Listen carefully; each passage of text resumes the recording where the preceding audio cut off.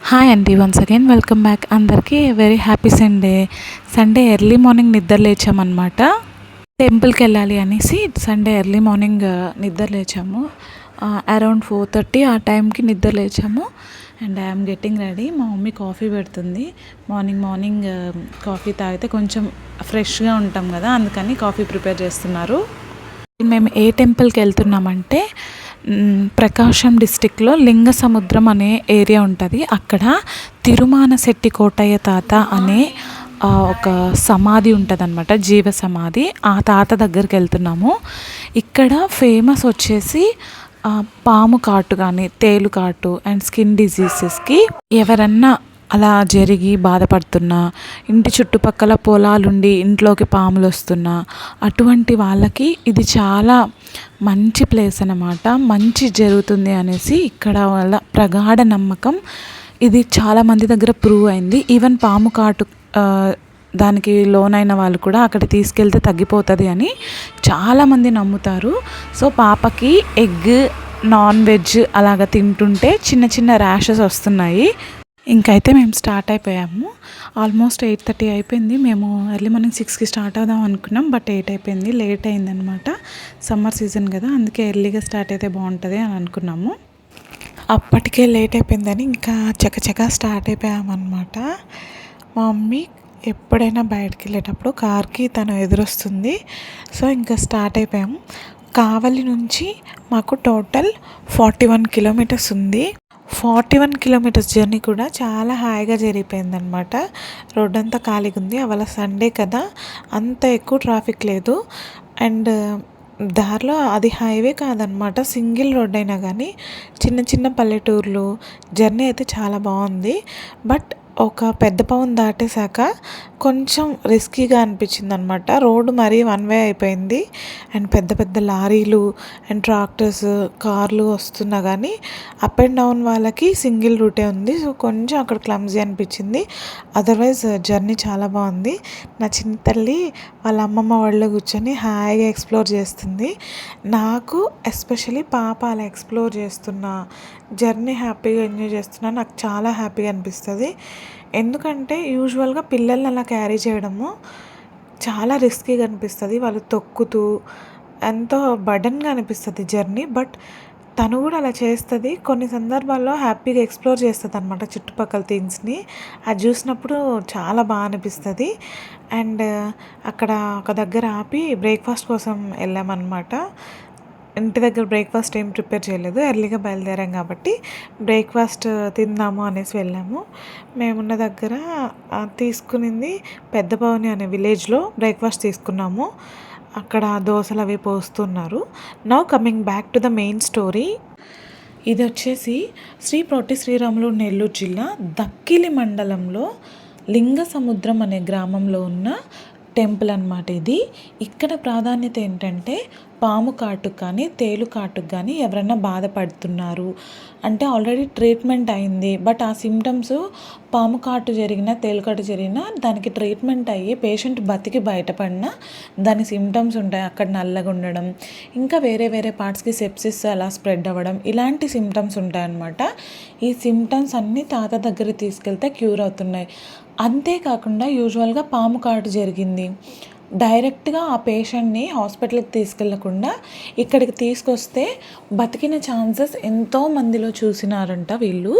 అక్కడ ఉండే ప్రజలు చెప్తున్నారు చాలా ఎక్కువ నమ్మకం ఉంటుంది. దగ్గరలో ఉన్న అన్ని మండలాల ప్రజలు ఈయన్ని నమ్ముతారు. ఈయన దగ్గర నుంచి ఇసుక తెచ్చుకొని ఇంటి చుట్టూ చల్లినా కూడా అసలు పాములు తేళ్ళు అనేవి ఇంటి దగ్గర దరి చేరవు అనేసి అందరు నమ్ముతారనమాట.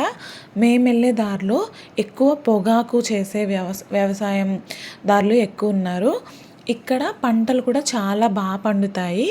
ఎందుకంటే నియర్ బై రాళ్ళపాడు ప్రాజెక్ట్ ఉంది. ఆ ప్రాజెక్ట్ని కూడా నేను ఈ వీడియోలో కవర్ చేస్తాను. చూడండి, చాలా అంటే చాలా బాగుంది.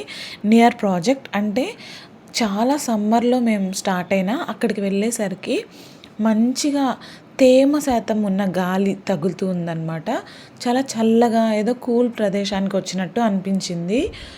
రాళ్ళపాడు ప్రాజెక్ట్ కన్స్ట్రక్షన్ కూడా చాలా బాగుంది. అండ్ అక్కడ మనకి ప్రాజెక్ట్స్ ఉన్న దగ్గర మనకి ట్రావెలింగ్ కొంచెం కష్టంగా అనిపిస్తుంది. బట్ చాలా నీట్గా ఉందన్నమాట. రోడ్డు కూడా విశాలంగా అనిపించింది. నాకు చాలా బాగా అనిపించింది రాళ్ళపాడు ప్రాజెక్ట్ దగ్గరికి వెళ్ళంగానే. బాతుల వాళ్ళు అక్కడ నెట్లు అవి కట్టేసి ఉన్నారు. కొంతమంది బాతుల్ని కూడా పెంచుతున్నారు ఆ ప్రాజెక్ట్ దగ్గర. మీరు కూడా చూసేయండి ప్రాజెక్ట్ ఎలా ఉందో. ఈ రాళ్ళపాడు ప్రాజెక్ట్ అనేది మన్నేరు అనే నది పైన ఉందన్నమాట. ఇది తుంగభద్ర నదికి ఒక ఎక్స్టెన్షన్ లాగా. దీంట్లో 2 కాలువలు ఉన్నాయి. కుడి కాలువ, ఎడమ కాలువ అని డివైడ్ అయి ఉంటుంది అనమాట. కుడి కాలువ వచ్చేసి 14,000 ఎకరాలకు సాగునీరు ఇస్తుంది. అండ్ మిగిలిన 2,000 ఎకరాలకు ఎడమ కాలువ సాగునీరు సప్లై చేస్తుంది అనేసి అందరు చెప్తున్నారు. మేము అక్కడ కార్ ఆఫ్ చేసి బ్రేక్ఫాస్ట్ చేద్దాం అనుకున్నాం. బ్రేక్ఫాస్ట్ అక్కడ కొనుక్కున్నాము. బట్ ఒక మంచి లొకేషన్ ఉంటే బాగుంటుంది, అక్కడ తిందాము అనేసి పార్సల్ తీసుకున్నాం అనమాట. కార్ ఆపంగానే నా చిట్టి తల్లి లేసి చూస్తుంది, ఎక్స్ప్లోర్ చేస్తుంది. నాకు భలే హ్యాపీ అనిపించింది. ఎక్కువసేపు అట్లా ఎక్స్ప్లోర్ చేయదు యూజువల్గా. బట్ ఒక 10-15 మినిట్స్ ఆ వాటర్ సైడ్ అలాగే చూస్తూ ఉండిపోయింది అనమాట. నాకు భలే అనిపించింది. చూడండి ఎంత క్యూట్గా ఎక్స్ప్లోర్ చేస్తుంది. ఆ చల్లగా గాలి వస్తుంటే అలా తను చూస్తూ ఉందన్నమాట. అండ్ మేము అక్కడ కొద్దిసేపు ఆగి బ్రేక్ఫాస్ట్ అయితే కంప్లీట్ చేసాము. ఆ చల్లని ఎన్విరాన్మెంట్లో చాలా బాగా అనిపించింది. తను చూస్తూనే ఉంది, అసలు మమ్మల్ని డిస్టర్బ్ చేయలేదన్నమాట. బ్రేక్ఫాస్ట్ చేసినంత వరకు మమ్మల్ని ఏం డిస్టర్బ్ చేయలేదు. తన పాటికి తను చూస్తూ, అక్కడ పక్షులు, బాతులు అవి ఉంటే వాటిని చూస్తూ అలా ఆడుకుంటుందన్నమాట. బాగా అనిపించింది. ఈ రాళ్ళపాడు ప్రాజెక్ట్ దగ్గర నుంచి లోపలికి ఒక 4 to 5 కిలోమీటర్స్ ఉండింది. 10 మినిట్స్లో మేము అక్కడికి రీచ్ అయిపోయామన్నమాట. ఈసారి బ్రేక్ఫాస్ట్ కూడా ఫెయిల్ అయిపోయింది. ఈ మధ్య ఏంటో నేను బయట ఏది తింటున్నా, ఇంతకుముందు బయట ఎప్పుడన్నా ఫుడ్ తినాలి అన్నా నేను బాగా ఎంజాయ్ చేసేదాన్ని, బాగా అనిపించేది. ఈరోజు మేము దోశలోకి గుడికి వెళ్తున్నాం కదా అని నాన్ వెజ్ గ్రేవీ తీసుకోకుండా వెజ్ గ్రేవీ తీసుకున్నాం. గుడికి వెళ్తున్నాం కదా అని దాంట్లో డిప్ చేసి ఒక్క ముద్ద అలా పెట్టుకుంటే ఉప్పు కసం ఫుల్. బోండాలు, వడ అండ్ దోశ తీసుకున్నాం. ఈ మధ్య బయట ఫుడ్స్ కూడా ఏమంత బాగుండట్లేదు కదా. నేను ఇవాళ మీకు ఒక మంచి ప్రాజెక్ట్ చూపిస్తాను. ఇది బ్రిటిష్ కాలం నాటి కట్టడం అనమాట. 1951లో స్టార్ట్ చేశారు, 1958లో కంప్లీట్ అయింది. ఇది వచ్చేసి మనకి ప్రకాశం జిల్లా, నియర్ ప్రకాశం జిల్లా ఉంటుంది. దీన్ని రాళ్ళపాడు ప్రాజెక్ట్ అంటారు. మనకి ప్రీ ఇండిపెండెన్సే ఇది కన్స్ట్రక్షన్ అంతా కంప్లీట్ అయిపోయిందనమాట. దాదాపు 16,000 ఎకరాలకు సాగునీరు అందిస్తుంది. అండ్ 200 విలేజెస్ దాకా డ్రింకింగ్ వాటర్ సప్లై ఉంటుంది అనమాట. చాలా బాగుంది కన్స్ట్రక్షన్. అది చుట్టుపక్కల లొకేషన్ కూడా, ఆ కొండలు కానీ, ఆ వాటర్ అక్కడ ఉండి కొండలు చూస్తూ ఉంటే చాలా బాగా అనిపించింది. అండ్ ప్రాజెక్ట్ దగ్గర అక్కడక్కడ స్టెప్స్ కూడా ఉన్నాయన్నమాట. మనం కింద దిగి ఎక్స్ప్లోర్ చేయొచ్చు. నాకు చాలా బాగా అనిపించింది. మేము అక్కడ ఆపి టిఫిన్ తిన్నంత వరకు మనసు చాలా ప్రశాంతంగా అనిపించింది. చుట్టుపక్కల కొండలు, నేచర్ అవి చూస్తుంటే. యూజువల్గా బీచెస్ అంటే నాకు అంత నచ్చదు, కానీ వాటర్ ఫెసిలిటీస్ ఇలా ఎక్కడన్నా ఉన్నా, డ్యామ్స్ ఎలా ఉన్నా అక్కడ చూస్తూ ఉండాలనిపిస్తుంది. లైక్ రివర్ సోర్సెస్ కానీ ఏదైనా చిన్న చిన్న పాండ్స్ ఉన్నా చూస్తూ ఉండాలనిపిస్తుంది. అక్కడ ఇంకా పక్షులు అలా ఉంటే నాకు ఇంకా బాగా నచ్చేస్తుంది. చూడాలి, బాగుంది కదా చుట్టుపక్కల అని అనిపిస్తుంది. And this is that proper village అనమాట. ఇక్కడికి మాకు 5 to 10 మినిట్స్ పట్టింది. అండ్ అక్కడ నుంచి 5 కిలోమీటర్స్ ఉందన్నమాట. ఎక్కువ పాతకాలం ఇల్లులు, ఎక్కువ పాతకాలం నాటి ఇల్లులు ఉన్నాయి ఇక్కడ. అండ్ ఇక్కడ వాళ్ళు చాలా ఎక్కువ నమ్మే దేవుడు ఏంటంటే కోటయ్య తాతయ్య. ఆయన ఎక్కడో ఋషులు, మహర్షుల దగ్గర ఈ స్కిన్ రిలేటెడ్ ఇష్యూస్ ఉన్న వాళ్ళకి వైద్యం నేర్చుకొని వచ్చాడు.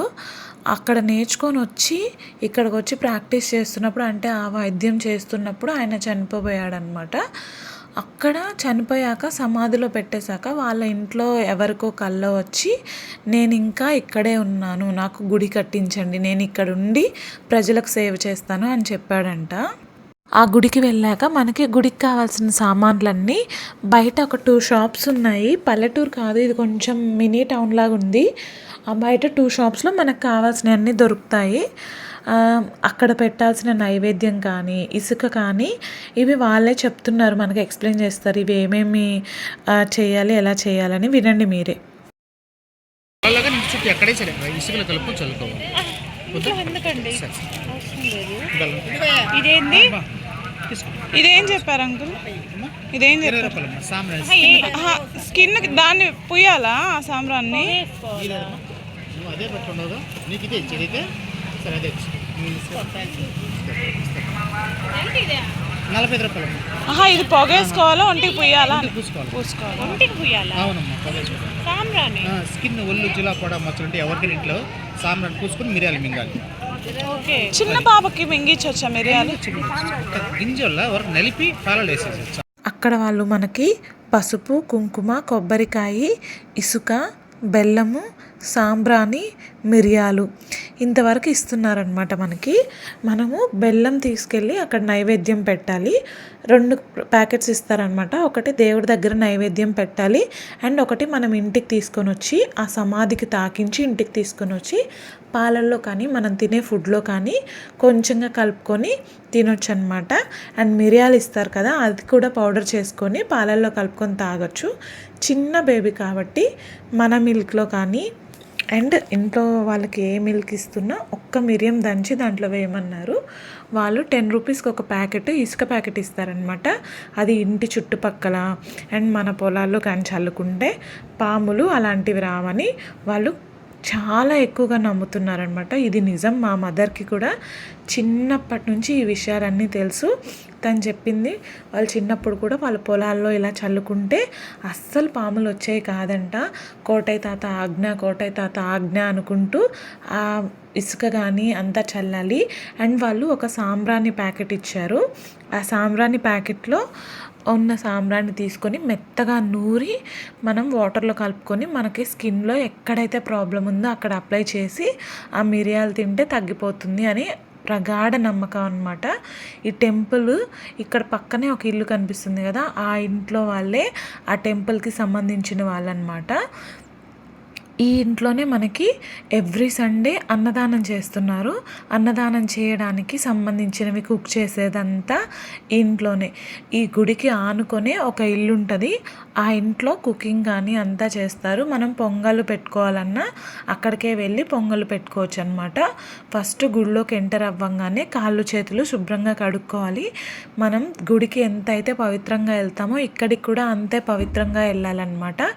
ఇది గుడి ఖచ్చితంగా మంచి జరుగుతుందని వేల మంది ప్రజలు నమ్ముతారు కాబట్టి ఖచ్చితంగా ఆ ప్లేస్కి రెస్పెక్ట్ ఇవ్వాలి. అందుకని ముందుగా కాళ్ళు చేతులు కడుక్కొని గుళ్ళోకి అయితే ఎంటర్ అవ్వాలి. ఇది వచ్చేసి పక్కనే టెంపుల్ పక్కనే ఉంటుంది. సో మనకి కాళ్ళు కడుక్కోవడానికి వాటర్ అన్నీ ఫెసిలిటీస్ ఉంటాయన్నమాట. ఈ కోటయ్య తాతకు సంబంధించిన ఇంటి వాళ్ళు చాలా అదృష్టంగా ఫీల్ అవుతున్నారు. ఇంతమందికి మేము సేవ చేస్తున్నాము, ప్రతి ఆదివారం ఇలా అన్నదానం చేస్తున్నాం అనేసి చాలా అదృష్టంగా ఫీల్ అవుతున్నారు. ఎన్నో జన్మల పుణ్యం ఉంటే కానీ ఇంత అదృష్టం దొరకదు అనేసి వాళ్ళు అంటున్నారనమాట. చాలా హ్యాపీగా అనిపించింది. వాళ్ళు ఎంతో స్వచ్ఛందంగా ఇలాగా వచ్చిన జనాలు ఇబ్బంది పడకుండా ఉండాలనేసి ఇలా అన్నదానాలు అవి చేస్తుంటే చాలా హ్యాపీగా అనిపించింది. అలా కాళ్ళు కడుక్కున్నాక గుళ్ళోకి ఎంటర్ అవ్వాలి. మనకి 2 సైడ్స్ ఎంట్రన్స్ ఉంటుంది, బట్ మనం ఫ్రంట్ సైడ్ నుంచి ప్రదక్షిణలు చేయాలన్నమాట. స్టార్టింగే మనకి ఒక గంట ఉంటుంది. ఆ గంట కొట్టి ప్రదక్షిణలు అయితే స్టార్ట్ చేయాలి. ప్రదక్షిణలు చేసేటప్పుడు మనకి ముందుగా ఏం కనిపిస్తుందంటే అణువణువున దేవుడి పటాలు అంటించుంటారు. అంటే టైల్స్ రూపంలో టైల్స్ మీద దాని ప్రింట్ వచ్చి ఉంటుంది అనమాట. చుట్టూరు అమ్మవారు, లక్ష్మీదేవి, పార్వతీమాత, సరస్వతీమాత, ఆ సీతారాముల యొక్క పటము, అండ్ ఆల్సో సీతారాముల కళ్యాణ పట్టాభిషేకం పటము, వేడుకున్న స్వామి పటము, శివయ్య పటము ఇలా అంటించుంటారు టైల్స్ లాగా. ప్రదక్షిణలు కంప్లీట్ అయిపోయాక మనం లోపలికి ఎంటర్ అవ్వాలన్నమాట. అక్కడ తాతగారి జీవ సమాధి ఎలా ఉందో చూడండి. దీంట్లో మనం లోపల కూడా గ్రిల్స్లా ఉన్నాయి కదా, అక్కడ ప్రదక్షిణలు చేసేసి వచ్చి హారతి అండ్ మనం టెంకాయ కొట్టాలంటే టెంకాయ కొట్టచ్చు.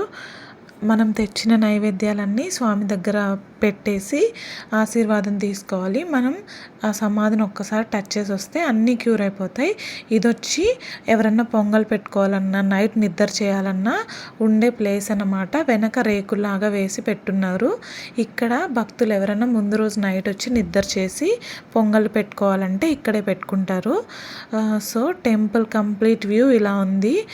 అండ్ మీకు కానీ మీకు తెలిసిన వాళ్ళకి ఎవరికైనా స్కిన్ డిసీజెస్ కానీ చిన్న చిన్న ప్రాబ్లమ్స్ ఉంటే ఖచ్చితంగా ఇక్కడికి రండి. 100కి 100% తగ్గుతుంది.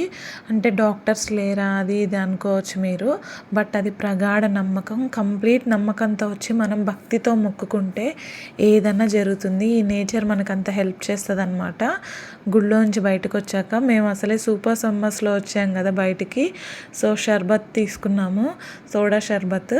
అవి తాగాక కొంచెం విశ్రాంతి. ఎక్కువ దప్పిక ఎక్కువ అవుతుందన్నమాట. సమ్మర్ కదా, వాటర్ తాగాలి అని అనిపిస్తుంది. మీరు కానీ ఈ టైంలో ఎక్కడన్నా విజిట్ చేయాలి అని అనుకుంటే పక్కా వాటర్ బాటిల్ మెయింటైన్ చేసుకోండి. అండ్ మాకు దర్శనం అయితే చాలా బాగా అయింది గైస్.